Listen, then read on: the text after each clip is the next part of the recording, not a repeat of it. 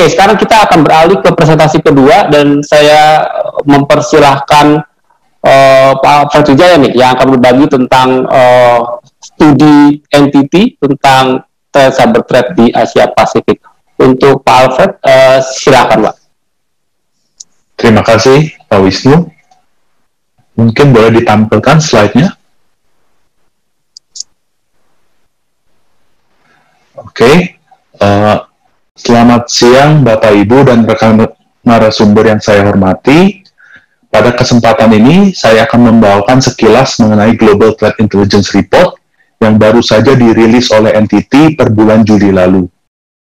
Global Threat Intelligence Report ini adalah hasil riset dan analisa dari NTT dan subsidiary yang membahas atau mengupas mengenai tren dari cyber attack di dunia yang diharapkan dapat memberikan pemahaman secara menyeluruh mengenai threat landscape yang ada di market sekarang ini dan bagaimana cara mensikapi serangan-serangan tersebut. Selanjutnya, mungkin saya mulai dengan perkenalan dari NTT.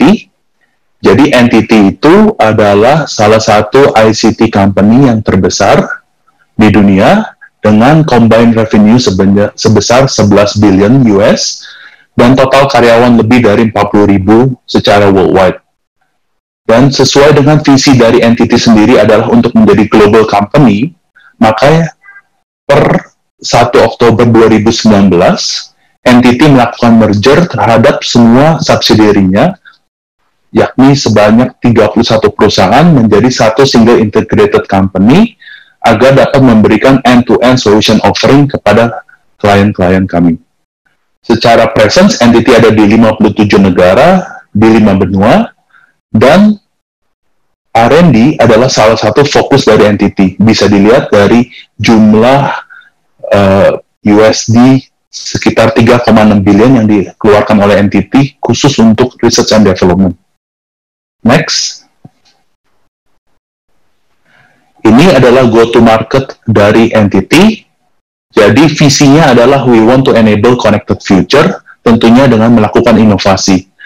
Visi ini didukung oleh 6 pilar yang dimiliki oleh NTT, yakni Intelligent Digital Transformation, Intelligent Customer Experience, Intelligent Workplace, Intelligent Data Center dan Hybrid Cloud, Intelligent Networking, dan satu pilar yang terakhir yaitu Intelligent Cybersecurity yang melengkapi pilar-pilar yang sebelumnya. Jadi untuk ke-6 pilar ini, apa yang dapat NTT lakukan? NTT dapat menyediakan mulai dari consulting, yakni melakukan assessment, advisory, sampai melakukan implementasi terhadap solusinya, dan kami juga dapat menyediakan support setelah implementasi, dan jika dibutuhkan, kami juga bisa bantu dari day-to-day operation dalam bentuk managed service offering. Sesuai dengan topik hari ini, pelindungan terhadap RUU data pribadi, maka kita akan lebih kupas banyak dari sisi intelligent cybersecurity-nya. Next. Jadi, NTT sendiri, untuk di bidang intelligent cybersecurity, value dan proposition kita sudah cukup mature, bisa dilihat dari recognition yang diterima oleh NTT, seperti dari IDC Market Space, di mana kita mendapatkan Managed Security Service Vendor Assessment di 2020, dan kita juga di-recognize oleh Gartner Leader untuk Application Security Testing, dan dari Frost & Sullivan kita juga mendapatkan Asia Pacific Managed Security Service Provider of the Year di 2019. Next. Nah, untuk Global Threat Intelligence Report sendiri, ini adalah sebenarnya laporan yang kita publish annually, dan bersifat free, tinggal subscribe saja, dan kita dari NTT sendiri sudah mengeluarkan laporan ini mulai dari 2014. Jadi laporannya dibuat dengan mengevaluasi, menganalisa apa sih yang telah terjadi di tahun sebelumnya. Jadi khusus untuk 2020 ini, periodenya adalah mulai dari 1 Oktober 2018 sampai dengan 31 September 2019. Analisa apa saja yang dilakukan tentunya dari log event, dari attack, dari incident, dan dari vulnerability yang didapatkan dari 4.000 security client yang kita punya. lebih dari 150 cyber security advisory assessment yang telah kita lakukan, dari security operation center yang kita punya sebanyak 10 SOC di seluruh dunia, dari 7 R&D center, dan karena entity dikategorikan sebagai Tier 1 backbone internet carrier, maka entity dapat memonitor lebih dari 40% internet traffic di dunia. Sehingga entity memiliki global threat intelligence platform yang sangat besar. Next. Nah, selain global threat intelligence report yang dipublish setiap tahunnya, kita juga mempunyai monthly threat report. Sama, ini juga bersifat free dan bisa di-download dan tinggal subscribe di website yang dicantumkan. Next. Nah, jadi apa saja sih insight yang kita bisa dapatkan dari Global Threat Intelligence Report yang barusan dipublish ini? Next. Jadi, ini adalah semua key finding yang di level global yang kita temukan. Yang pertama adalah sebanyak 29% serangan yang kita lihat di internet itu masih dikontribut oleh remote code execution sama remote code injection. Jadi apa yang ditarget? Ini adalah vulnerability yang belum di-patch di sistem. Ini berkaitan erat dengan second key finding, yakni all vulnerability still an active target. Artinya dari para attacker, para hacker, dia tetap masih mengincar vulnerability yang belum di-patch, dan ini mengingatkan kita bagaimana pentingnya patch management. Karena yang kejadian seperti ransomware sebenarnya itu adalah old vulnerability yang sebenarnya sudah ditemukan di tahun-tahun sebelumnya, tapi belum di-patch.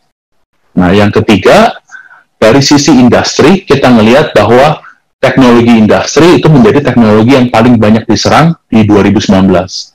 Tentunya top 5 industrinya itu berbeda-beda dari setiap benua, tapi kita sudah mulai melihat bahwa teknologi, FSI, atau financial service, bisnis, pemerintahan sudah masuk dalam top 5 di level global dan di level Asia Pasifik. Yang keempat, IoT weaponization. Jadi sekarang sudah banyak sekali IoT device seperti untuk smart car, smart health, smart home, smart building. Nah, device-device IoT ini sepertinya masih rentan untuk disusupi dan dijadikan tempat para attacker atau hacker bisa masuk ke dalam sistem. Yang kelima, sebanyak 55% serangan itu majority dari application spesifik dan web application. Nah, serangan-serangan seperti ini motifnya lebih ke credential theft atau mencuri data-data atau intellectual property. Biasanya apa yang mereka serang itu adalah layanan web aplikasi yang terpasang di internet dengan harapan mereka bisa masuk ke dalam database-nya untuk mendapatkan data-data di belakangnya. Dan yang terakhir, dari sisi key finding, 2019 kita lihat sebagai year of enforcement, seperti apa yang telah dipresentasikan nama Ibu Miriam. Kita melihat dari berbagai negara sudah mulai merasakan pentingnya RUU Perlindungan Data Pribadi. Jadi dari Amerika, dari Australia, dan spesifik ke Asia Pasifik itu dari Malaysia, Singapura, China, Filipina. Mereka sudah mengetatkan RUU Perlindungan Data Pribadinya, dan masih banyak negara yang akan follow berikutnya. Next. Jadi, ini adalah analisa yang kita lihat dari tren cyber attack di Asia Pasifik. Jadi, secara industri yang saya sebutkan sebelumnya, ada 5, yakni teknologi industri, education, finance atau perbankan atau financial institution keuangan, government, pemerintahan, dan manufacturing. Dan bisa dilihat juga top attack types-nya, khusus untuk pemerintahan itu banyak sekali di service specific attack, DDoS, dan web attacks. Untuk top attack source-nya, itu kita lihat nomor 1 tetap dari United States, dari Jerman, dan dari Perancis. Next. Nah, jadi apa sih yang direkomendasi oleh NTT? Bagaimana kita bisa mulai untuk bisa menjadi cyber resilience atau ketahanan terhadap serangan-serangan cyber itu. Jadi, tempat yang paling baik untuk memulai adalah kita harus identify atau harus understand sebenarnya apa sih yang ingin dilindungi. Apakah itu data klien, apakah itu infrastruktur atau core function. Nah, setelah kita mengidentify apa sih yang menjadi penting bagi perusahaan, dari situ kita mulai membuat polisinya atau membuat plan-nya, bagaimana kita melengkapi security di sekitar data atau infrastruktur yang akan kita lindungi. Dari sisi proteksi, dan tentunya dari sisi defense atau deteksi. Dari sisi deteksi, perusahaan juga harus memiliki kemampuan untuk melakukan deteksi terhadap serangan-serangan yang diluncurkan. Dari deteksi, tentunya juga respon, bagaimana kita merespon terhadap serangan tersebut. Dan yang terakhir adalah recovery.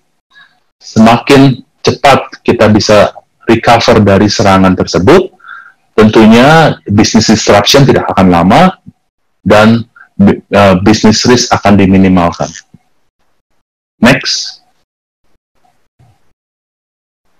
Nah, ini report summary-nya dari Global Threat Intelligence Report.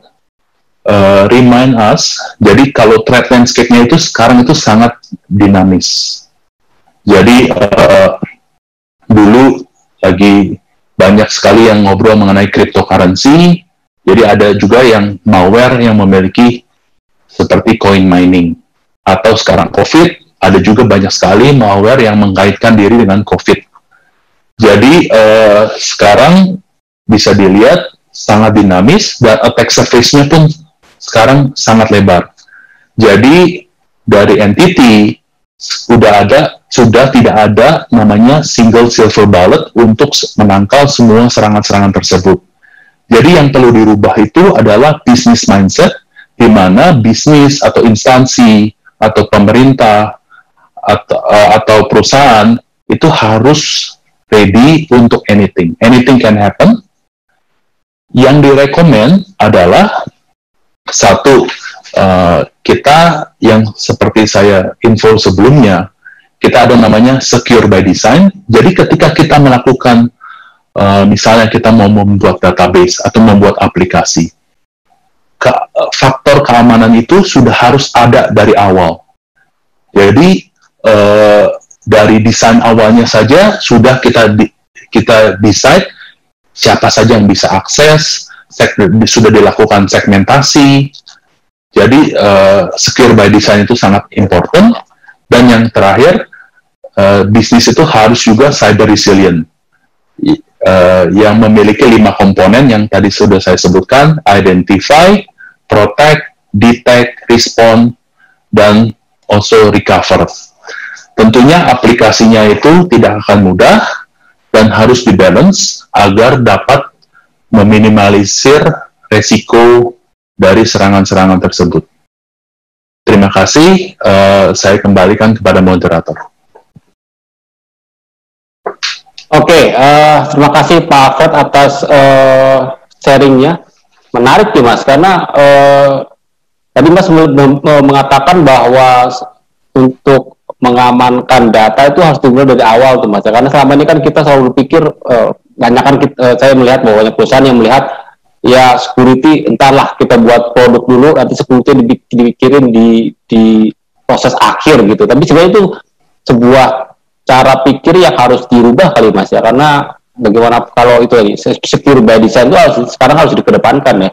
Betul Pak Wisnu. Jadi dari awal misalnya kita mau membuat aplikasi, kita udah desainnya aplikasi tersebut harus aman, dan mungkin ketika pembuatan aplikasi tersebut juga sudah dilakukan testing secara terus-menerus. Jadi namanya sekarang itu agile kan, karena kan mereka berlomba-lomba untuk mengeluarkan fitur terbaru. Jadi harus di make sure juga ketika di launch ke market itu sudah secure dan jadi tidak ada namanya breach atau data breach.